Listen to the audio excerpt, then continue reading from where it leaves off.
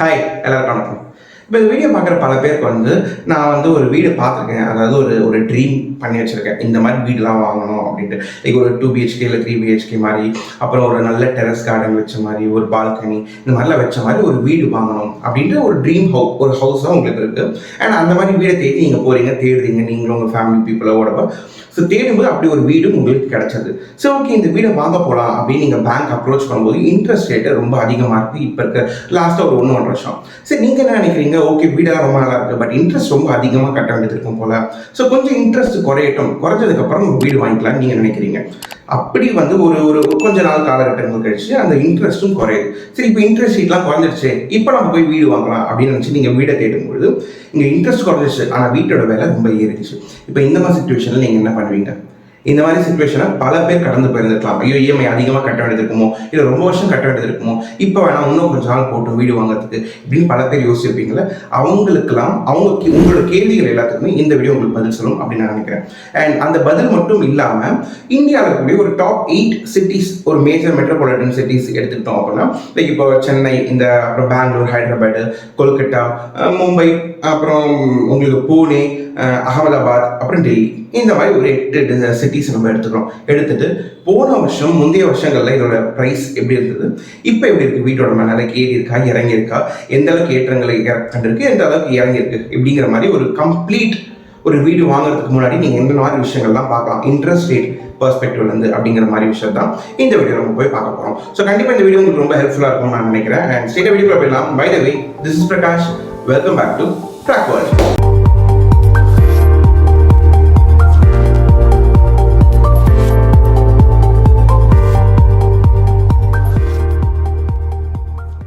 Okay, பொதுவாக இப்போ நம்ம மக்கள் எல்லாருமே இன்ட்ரெஸ்ட், அதாவது வீட்டுக்கு லோன் எடுக்கணும், ஹோம் லோன் எடுக்கணும்னா எங்கே போய் அப்ரோச் பண்ணுவோம்?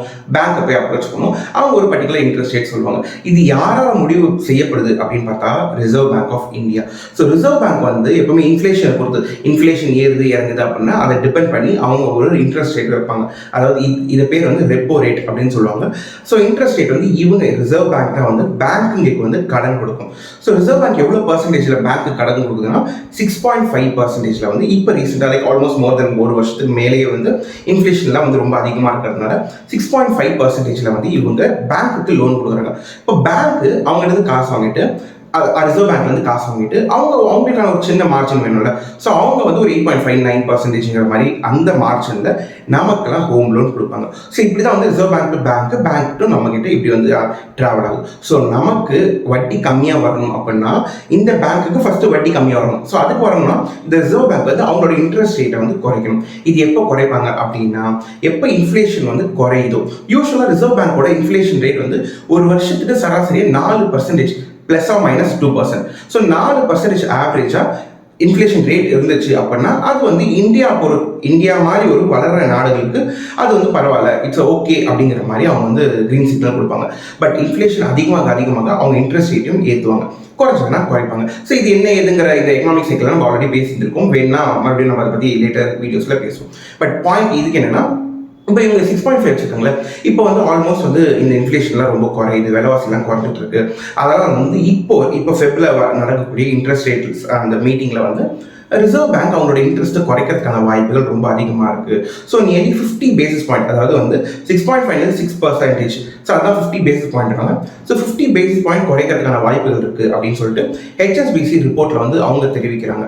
இதே அந்த அவங்க அந்த அனலிஸ்ட் எல்லாம் என்ன சொல்கிறாங்க, இன்னும் ரொம்ப பாசிட்டிவாகவே என்ன சொல்கிறாங்கன்னா, இந்த 2025 பாதி அந்த மிட்டுக்குள்ள 100 பேசிஸ் பாயிண்ட், அதாவது 6.5 5.5 வரைக்கும் அவங்க குறைச்சிடுவாங்க அப்படிங்கிற மாதிரி ரொம்ப ஆப்டிமிஸ்டிக்காகவே அவங்க இருக்காங்க. ஸோ இப்படி குறையும் பொழுது இது ஆப்வியஸாக பேங்க்ல ரிஃப்ளெக்ட் ஆகி உங்களுக்கு ரிஃப்ளெக்ட் ஆகல. இப்படி ரிஃப்ளெக்ட் ஆகும்போது இந்த 1%லாம் உங்களுக்கு குறைக்கிறாங்க அப்படின்னா உங்களுக்கு எந்த விதத்தில் இது ரிஃப்ளெக்ட் ஆக போகுது? நீங்கள் இஎம்ஐ கட்டிருக்கீங்க, பேங்க்லேருந்து ஒரு ஹோம் லோன், ஹவுசிங் லோன் எடுத்துருக்கீங்கன்னா உங்களுக்கு அது எப்படி ரிஃப்ளெக்ட் ஆகுது அப்படிங்கிற ஒரு சின்ன சார்ட் மாதிரி ஒன்று பார்ப்போம் பாருங்களேன். ஸோ இப்போ இதை பார்த்தீங்கன்னா நீங்கள் ஒரு 50 லட்சம் ரூபாய்க்கு இஎம்ஐ எடுத்துருக்கீங்க ஒரு 9 இயர்ஸ்க்கு, 20 இயர்ஸ்க்கு 9% அப்படின்னா இப்போ இன்கேஸ் ரிசர்வ் பேங்க் ஒரு 25 பேசிஸ் பாயிண்ட் குறைச்சாங்க அப்படின்னா உங்களோட ரொம்ப மியர்லி ஒரு ரொம்ப சின்ன அளவுக்கு தான், ஒரு 800 ரூபாய் அளவுக்கு உங்களுக்கு வித்தியாசம் காட்டலாம். இதே 50% இப்போ இவங்க சொல்கிற மாதிரி இந்த ஹெச்எஸ்பிசி ரிப்போர்ட்லாம் சொல்கிற மாதிரி 50% லெவலுக்குலாம் குறைக்கிறாங்க அப்படின்னா 50 பேசிஸ் பாயிண்ட் குறைக்கிறாங்கன்னா உங்களுக்கு ஒரு 1600 அந்த ரேஞ்சில் காட்டும்.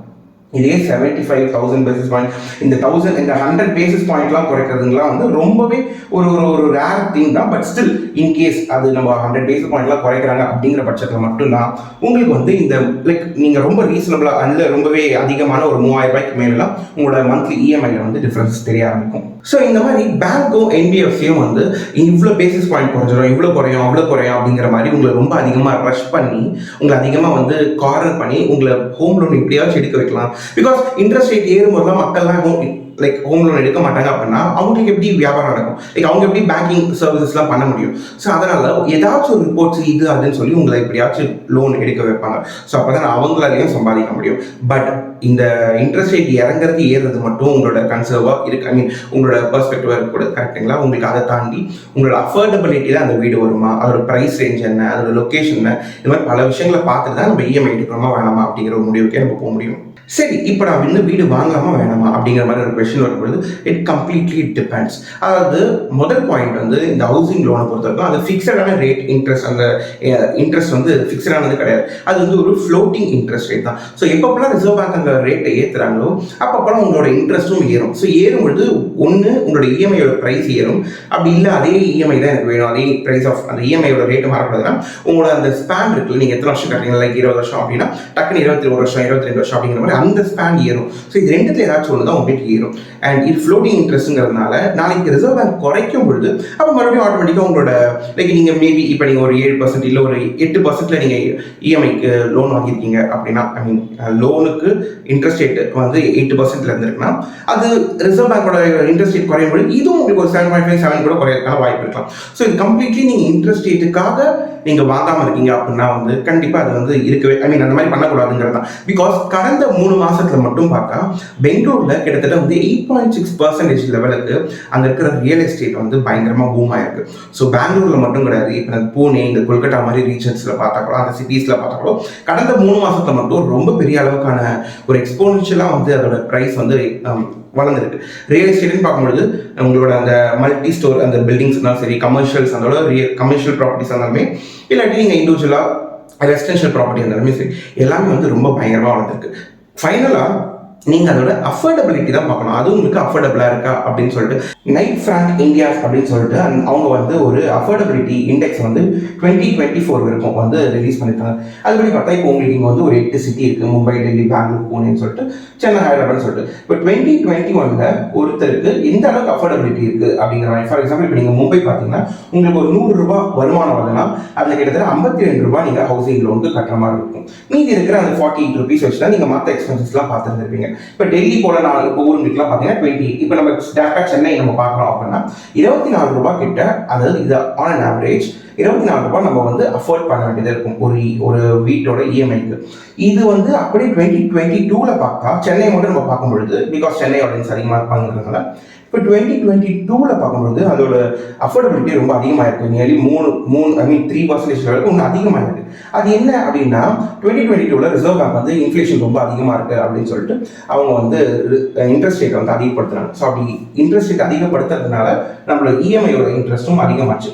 ஸோ அதனால அஃபோர்டபிலிட்டி இன்னும் அதிகமாக, நீங்கள் இன்னும் ஒரு 3 ரூபா எக்ஸ்ட்ரா கொடுத்தா உங்களோட இஎம்ஐ பே பண்ணுற மாதிரி இருக்கும். அந்த மாதிரி அதிகமாச்சு. அப்புறம் கிராஜுவலாக எப்போ போல 2023 2024 வந்து மறுபடியும் அது கொஞ்சம் கொஞ்சமாக கண்ட்ரோலில் எடுக்க ஆரம்பிச்சாங்க. இப்போ அது வர 27 25 அப்படிங்கிற மாதிரி வந்துகிட்டு இருக்கு. ஸோ இதே மாதிரி தான் வந்துட்டு உங்களுக்கு வந்து இது வந்து கிராஜுவலாக குறைஞ்சிட்டே இருக்க மாதிரி இப்போ எக்ஸ்பர்ட்ஸ் எல்லாம் அதிகமாக என்ன எதிர்பார்க்குறாங்க அப்படின்னா இன்னுமே வந்து ஒரு 50 basis point 25-50 basis points at least குறைக்கிறதுக்கான வாய்ப்புகள் இருக்குது இன் ஃபியூச்சரில். ஸோ அப்படி குறைக்கும் பொழுது ஆப்வியஸாக அந்த நேரங்களில் இதோட அஃபோர்டபிலிட்டி இன்னும் குறைய வந்து அந்த ரியல் எஸ்டேட்டோட ப்ராப்பர்ட்டியோட விலைகளும் ஏறிட்டே இருக்கும். இப்போ இன்கேஸ் நீங்கள் இஎம்ஐக்காக பார்த்துட்டு வாங்கலை, ஒரு லைக் ஒரு 3 மாதம் 6 மாதம் விடுறீங்க அப்படின்னா நீங்கள் பார்க்கக்கூடிய அந்த ஒரு 50 பேசிஸ் பாயிண்ட்காக நீங்கள் விடக்கூடிய இஎம்ஐ அடுத்து ஒரு 6 மாதம் 1 வருஷம் கழிச்சு நீங்கள் போய் பார்க்கும்பொழுது அந்த ப்ரைஸ் அந்த ரியல் எஸ்டேட்டோட ப்ராப்பர்ட்டியோட ப்ரைஸே வந்து நியர்லி 3 to 4% வந்து இன்க்ரீஸ் ஆயிருக்கும் உங்களுக்கு ஓவராலோடது. ஸோ உங்களோட அஃபோர்டபிலிட்டி அங்கே அடிவாங்கிற மாதிரி இருக்கும். ஓகே, ஃபர்ஸ்ட் வந்து நம்ம வந்து சென்னையில் வந்து விலைவாசி எப்படி இருக்குது அப்படின்னு சொல்லிட்டு ஒவ்வொரு சிட்டிஸாக வந்து போக இருக்கும். இப்போ சென்னையில் பார்த்தா வந்து ஆவரேஜாக ஒரு ஸ்கொயர் ஃபீட்டோட விலை வந்து கிட்டத்தட்ட 9,300 கிட்ட இருக்குது. அண்ட் கடந்த ஒரு வருஷத்தில் மட்டும் வருஷம் வந்து கிட்டத்தட்ட 15% மேலே வளர்ந்துட்டு இருக்கு அதோட ரியல் எஸ்டேட்டோட விஷயம் சென்னையில். அண்ட் கடந்த 3 மாசத்துல மட்டும் பயங்கர பூம் ஆயிருக்கு ரியல் எஸ்டேட். இது சென்னையில் மட்டும் இல்லை, எல்லா சிட்டிஸ்லையும் வந்து பயங்கரமாக பூம் ஆயிருக்கு. அண்ட் இருக்கிறதுலையும் பெங்களூரில் ரொம்ப அதிகமாக இருக்குது. அது என்னங்கிறது நெக்ஸ்ட் நம்ம பார்ப்போம். ஸோ கடந்த குவார்ட்டரில் மட்டும், அது கடந்த 3 மாதத்தில் மட்டும் 5.2% லெவலுக்கு ஏறி இருக்கு. அண்ட் ரொம்ப ரொம்ப அதிகமாக டிமாண்ட் சென்னையில் பார்த்தா ரொம்ப அதிகமாக டிமாண்ட் இருக்கக்கூடிய இடங்கள் இதுன்னு பார்த்தா வந்து இந்த ஓஎம்ஆர் ரோடு, சென்ட்ரல் சென்னை, அப்புறம் அம்பத்தூர், மேடவாக்கம் அப்படின்னு சொல்லிட்டு குரோம்பேட்டை இந்த மாதிரி சொல்லிட்டு அதோட விலைவாசங்கள் இருக்குது. இருக்கிறதே வந்து சென்ட்ரல் சென்னையில் வந்து இந்த சென்ட்ரல் அந்த ஏரியாவில் தான் வந்து 18,000 ரூபாய் வரைக்கும் ஒரு ஸ்கொயர் ஃபீட் விலை போயிட்டு இருக்கு. அண்ட் ஆவரேஜாக ஒரு ஸ்கொயர் ஃபீட் எவ்வளோ போயிட்டு இருக்கு. அதுக்கப்புறம் ரெடி டு மூவ் இன், அதாவது ரொம்ப ஆல்ரெடி ரொம்ப கன்ஸ்ட்ரக்ஷன் முடிஞ்சிருச்சு, நீங்கள் டக்குன்னு போகிற மாதிரி இருந்தால் அதோட ஸ்கொயர் ஃபீட் எவ்வளோ. அண்ட் அண்டர் கன்ஸ்ட்ரக்ஷன், இப்போ நீங்கள் என்ன மாதிரி உங்களுக்கு சில சேஞ்சஸ் வேணும், என்ன மாதிரி பெயிண்டிங்ஸ் வேணும், எது நீங்கள் முடிவு பண்ணிட்டு அந்த மாதிரி நீங்கள் கன்ஸ்ட்ரக்ட் பண்ணிவிட்டு அதுக்கப்புறம் போகிறீங்களா, ஸோ அதுக்கெலாம் வந்து எவ்வளோ சார்ஜ் பண்ணுறாங்க அப்படிங்கிற மாதிரி நமக்கு வந்து டேட்டாஸ் வந்துருக்கு. ஸோ இப்போ சென்னையில் பார்த்துருக்கோம். இப்போ அதுக்கடுத்து பார்த்தா பெங்களூர். இப்போ பெங்களூரை பார்த்தோம் அப்படின்னா இங்கே பாருங்கள், பெங்களூரில் வந்து ஒரு ஸ்கொயர் ஃபீட்டு 11,000 ரூபாய். இதே சென்னையில் பார்க்கும்பொழுது நமக்கு 9,000 rupees வச்சு வந்தது. இப்போ இங்கே வந்து 11,000. அதே இங்கே இயர் ஆன் இயர் வந்து 27% லெவலுக்கு வந்து லைக் கோல்டை விட இது பெரிய அளவுக்கு ஒரு ரிட்டர்ன் கொடுத்துருக்குன்னு கூட நம்ம சொல்ல முடியும் பெங்களூரில். அண்ட் கடந்த குவார்ட்டரில் மட்டும் 8.6% லெவலுக்கு வளர்ந்துருக்கு பெங்களூர் ரியல் எஸ்டேட் ப்ராப்பர்ட்டி வேலை. அதுலேயும் வந்து இப்போ இந்த இருக்கிறதே அதிகமான டிமாண்ட் எங்கே இருக்குன்னா இந்த ஒயிட் ஃபீல்டு, அப்புறம் சாஜாப்பூர் ரோடு, இந்த எலக்ட்ரானிக் சிட்டி, மெலாரி ரோடு, அப்புறம் தனி சாண்டா அப்படின்னு சொல்லிட்டு யூஸ்வலாக பார்த்தா எங்கெல்லாம் ஐடி ஃபீல்ட்ஸ் ரொம்ப இந்த ஒயிட் ஃபீல்டு இந்த ஏரியாங்கெலாம் பார்த்தா எங்கெல்லாம் ஐடி கம்பெனிஸ் ரொம்ப அதிகமாக இருக்கும், அங்கெல்லாம் வந்து டிமாண்ட் வந்து பொதுவாகவே ரொம்ப அதிகமாக தான் இருக்குது அப்படிங்கிறத நம்மளால் பார்க்க முடியுது. இதுக்கு அடுத்து பார்த்தா ஹைதராபாத். அங்கே பார்த்தா நியர்லி 7,700 7,700 இருக்குது. அண்ட் 11.7% வித் குவார்டர்லி பார்த்தா 5.2%. அண்ட் அங்கே பார்த்தா அங்கே ஒரு மேஜராக டிமாண்ட் இருக்கக்கூடிய ஹை டிமாண்ட் இருக்கக்கூடிய சிட்டிஸை வந்து நம்மளால் பார்க்க முடியுது. ஸோ நெக்ஸ்ட்டு பார்த்தா மும்பையில் பார்த்தா 12,000 ரூபாய் வரைக்கும் ஸ்கொயர் ஃபீட் போகுது. அண்ட் அதில் பார்த்தா இந்த ராலி லோவர் பேரலல் அப்படிங்கிற ஒரு ஏரியாவில் பார்த்தா கிட்டத்தட்ட 52,000 ரூபாய் லெவலுக்கு அதோட ஸ்கொயர் ஃபீட் போகுது. இது யோசிக்கும் போதே ரொம்ப பயங்கரமாக இருக்கும். ஒரு 10,000 ரூபா 12,000 ரூபாங்கிறது போய் 52,000 ரூபாய் ஒரு மும்பையில் வந்து ஒரு பர்டிகுலர் ஏரியாவில் வந்து டிமாண்ட் இருக்குன்னா இமேஜின். ஸோ அது பார்க்கும்போது கடந்த குவார்ட்டரில் வந்து பெரிய அளவுக்கு மூவ்மெண்ட் வந்து மும்பையில் இல்லை. பட் ஒரு வருஷத்தில் அப்படின்னு பார்க்கும்பொழுது அவங்களும் வந்து கிட்டத்தட்ட 20% லெவலுக்கு அவங்களோட ரியல் எஸ்டேட் ப்ராப்பர்ட்டி லெவலுக்கு வந்து ரியல் எஸ்டேட் ப்ராப்பர்ட்டியோட வேல்யூவேஷன் ஏறிட்டே இருக்குது. நெக்ஸ்ட்டு பூனே பார்க்கும்போது அவங்க வந்து கிட்டத்தட்ட 9,400 அந்த ரேஞ்சில் இருக்குது. ஸோ அவங்க தான் வந்து 20% லெவலுக்கு இருக்குது. லைக் மும்பை பூனே ஆல்மோஸ்ட் ஒரே மாதிரி தான் வந்து அவங்களோட இயர் ஆன் இயர் க்ரோத் வேல்யூவேஷன்லாம் இருக்குது. அண்ட் அங்கே பூனேயில் பார்த்தா மட்டும் கடந்த குவார்ட்டரில் கிட்டத்தட்ட 8% லெவலுக்கு. அண்ட் கொல்கட்டாவில் பார்த்தீங்கன்னா வந்து ஆவரேஜாக வந்து 28,000 ரூபாய் வரைக்கும் ஸ்கொயர் ஃபீட் போகுது. அண்ட் கொல்கட்டாவும் வந்து பயங்கரமாக பூம் ஆகிட்டு இருக்கு.